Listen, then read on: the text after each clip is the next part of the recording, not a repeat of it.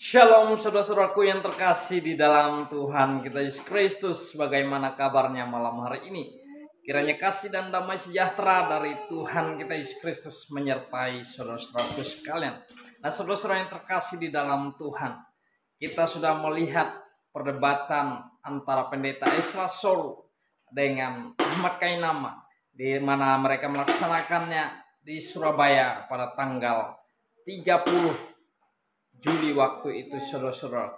Dan semuanya sudah berjalan dengan baik, berjalan dengan damai, tanpa ada intimidasi dari pihak manapun. Tetapi ternyata teman-teman, tidak sampai di situ ternyata.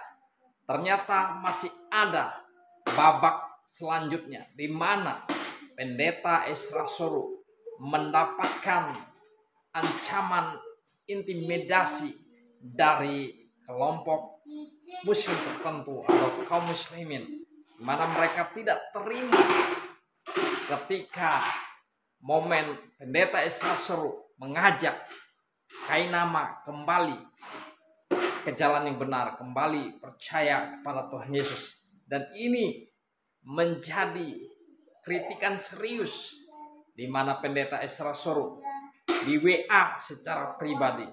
Lalu seperti apakah bentuk ancaman, bentuk peringatan yang diberikan oleh oknum ini terhadap pendeta Ezra Soru? Saya mengajak kita langsung melihatnya, bagaimana penjelasan dari pendeta Ezra Soru yang begitu luar biasa, dipakai oleh Tuhan, di mana dia menjadi berkat. Kita akan melihat bersama-sama.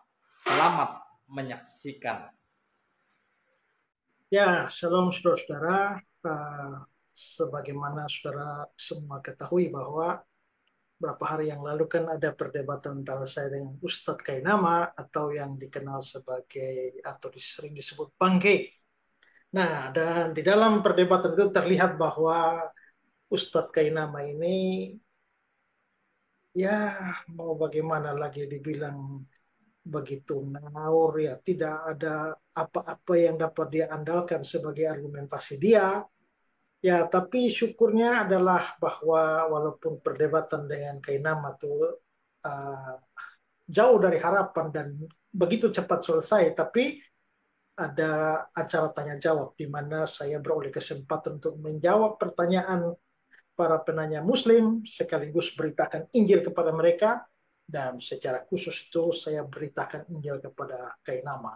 Dan itu sebenarnya tujuan saya. Dalam banyak perdebatan saya seringkali memanfaatkan perdebatan itu beritakan Injil, dan khusus Kainama kemarin karena dia seorang mualaf, jadi saya memberikan tawaran kepada dia supaya dia kembalilah untuk percaya kepada Yesus sebagai juru selamat dan Tuhan kalau dia mau diselamatkan. Nah, rupanya tawaran saya semacam itu tuh menjengkelkan mungkin banyak orang ya, banyak orang Islam ya. Uh, ada seorang ibu, termasuk seorang ibu namanya apa ya, Bu Eti mungkin ya. Dan Ibu Eti ini akhirnya dia WA saya untuk menyampaikan kejengkelannya sepertinya begitu ya. Dan ya saya mau bahas, saya mau ajak saudara lihat WA dia sambil saya berikan komentar ringan-ringan aja ya. Nah, ini WA dia ini ya. Oke, dia mulai dengan Bapak Ezra Soru yang kami hormati. Jadi kelihatannya dia menghargai saya. Ya, dia menghormati saya. Oke, dari lubuk hati yang dalam kami segenap kaum muslim di Indonesia. Wow, kami segenap kaum muslim di Indonesia. Dia WA saya, mewakili kaum muslim di Indonesia. Apa kapasitas dia? Ya, sehingga bisa mewakili kaum muslim di Indonesia. Ya, menghimbau kepada Anda, jangan Anda memaksa seorang untuk pindah dan murtad ke agama Anda. Menghimbau ya kepada Anda, jangan Anda memaksa seorang pindah. Kapan saya memaksa? Yang saya lakukan adalah saya beritakan Injil tentang Yesus yang mati dan bangkit, lalu memberikan tantangan atau pilihan kepada mereka, termasuk kepada Kainama dan juga mualaf-mualaf yang lain. Ya, bahkan saya secara eksplisit mengatakan ini bukan paksaan, Injil bukan paksaan, ini tawaran.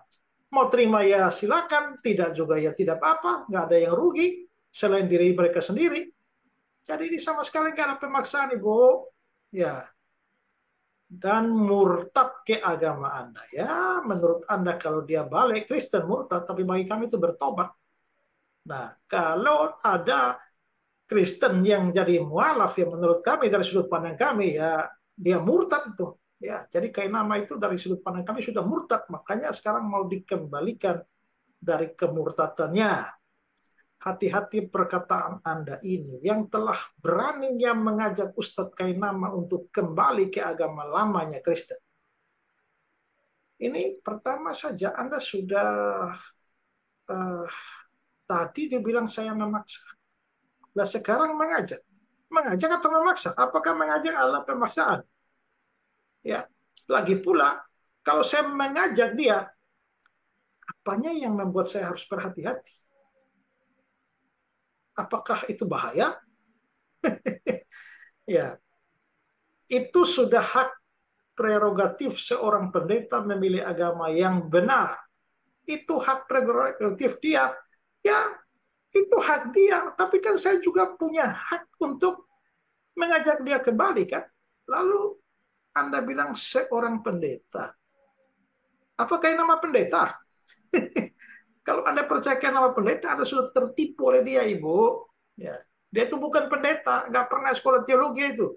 Mengaku sekolah S1 di STT Jakarta, S2 di Leiden, Belanda, S3 di Haifa, Israel. Dan STT Jakarta sendiri sudah memberikan klarifikasi nggak ada muridnya atau pernah mahasiswa yang namanya Kainama. Begitu juga dari Leiden sana. Haifa juga saya sudah sampai di Haifa dan cari yang namanya Tanakh Biblical Study itu omong kosong nggak ada di sana Ibu. Jadi kalau Ibu anggap dia pendeta, Ibu yang ketipu. Ya.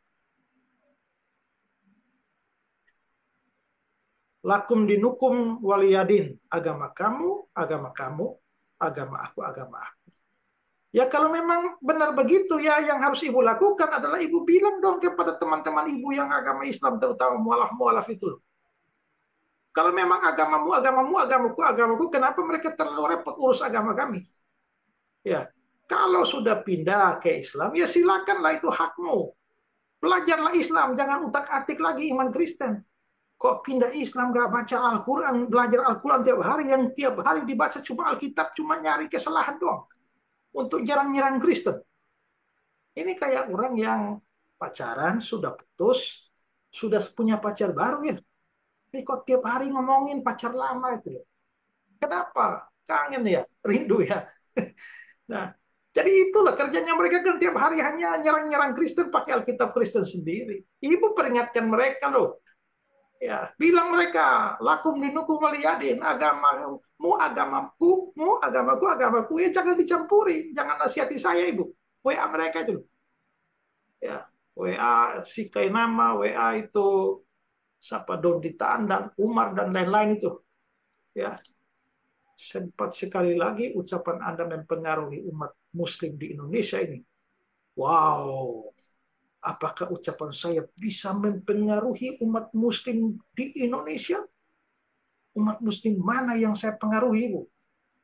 Ya, se-Indonesia, kalau itu terjadi luar biasa, pengaruh saya luar biasa itu ya, bisa mempengaruhi umat Islam di Indonesia.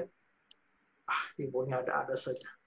Untuk memeluk agama Anda. Kami di daerah tidak segan-segan mencari Anda. Wow, cari saya untuk apa, Ibu? Cari saya untuk apa? Mau ajak ngopi kah? Atau ngajak debat kah? Atau mau bunuh saya kah? Atau bagaimana? Wah, ini kayak bernada-nada ancaman ini ya. Ibu, saya bisa tampilkan nomor Ibu di sini ya. Dengan foto Ibu sekalian ya. Tapi saya simpan WA Ibu ini ya. Kalau ada apa-apa dengan saya, ini bisa saya pakai ini ya, karena sudah ada indikasi awal ini mau mencari saya ini. Ibu. Kalau Anda ingin diakui pengikut Yesus atau Nabi Isa Al-Masih, lebih baik Anda bersyahadat Islam. Wah, Anda itu kalau mau menawar saya, Anda harus punya sesuatu yang lebih baik dari kekristenan. Kekristenan itu punya keyakinan, keselamatan, punya juru selamat, punya penebus orang berdosa seperti saya. Nah, kalau Anda mau menawarkan agama Anda pada saya, pastikanlah bahwa agama Anda lebih baik dari saya. Apakah agama Anda bisa memberikan kepastian keselamatan kepada saya? Haruskah saya membuang kepastian yang ada pada saya di dalam kekristenan ini, lalu menggantinya dengan mudah-mudahan kemungkinan besar? Semoga, insya Allah. Ibu, kalau ibu saja belum pasti dengan keselamatan ibu, jangan tawarkan sesuatu yang tidak pasti kepada saya. Saya menawarkan wajar karena saya punya kepastiannya. Ya, carilah agama yang paling benar. Lah, ibu kira agama ibu paling benar? Karena seluruh kitab para nabi mulai dari Taurat, Zabur, Injil diturunkan kepada Nabi Isa Al-Masih menerangkan akan datang nabi di akhir zaman yang bernama Muhammad SAW. Wow. Nah, ibu tahu dari mana? Ya, tidak ada di dalam Taurat, Mazmur, Injil itu tentang Nabi Muhammad. Kalian saja yang suka-suka mencari-cari, nggak tahu kenapa. Ya, suka membaca Alkitab kami lalu memaksa-maksakan Nabi kalian masuk dalam Alkitab kami loh. Ayat-ayat Alkitab kami diperkosa dan dipaksa untuk menyisipkan nabimu masuk ke dalam Alkitab kami. Kalian nggak malu kah?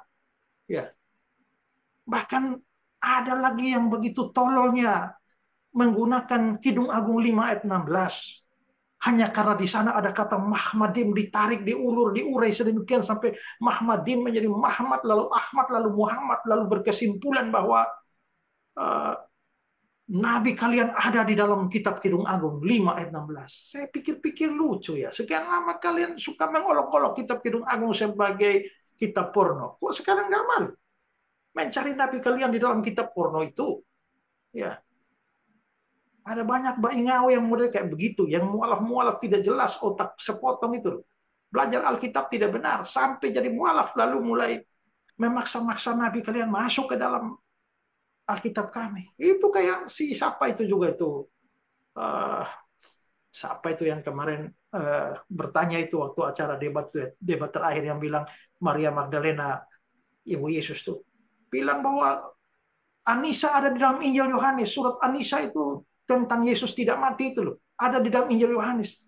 Lucu amat itu loh. Kok suka sekali mencari pembenaran agama kalian di dalam kitab suci kami? Ya. Jadi omong kosong ada nabimu di dalam Alkitab kami. Ya. Beliaulah nabi yang menyempurnakan kitab-kitab terdahulu. Dan Nabi Isa Al-Masih kelak di kiamat akan diturunkan Allah untuk melanjutkan syariat Nabi Muhammad. Bersetan dengan omongan. Nah, teman-teman sudah melihat sendiri bagaimana penjelasan dari Pendeta Ezra Soru. Kita sudah melihat bahwa memang perdebatan yang terjadi ketika mereka berdiskusi tentang penyaliban, kematian, serta kebangkitan Tuhan Yesus Kristus terlihat sangat jelas. Kainama tidak menguasai topik historikal yang sedang diperdebatkan.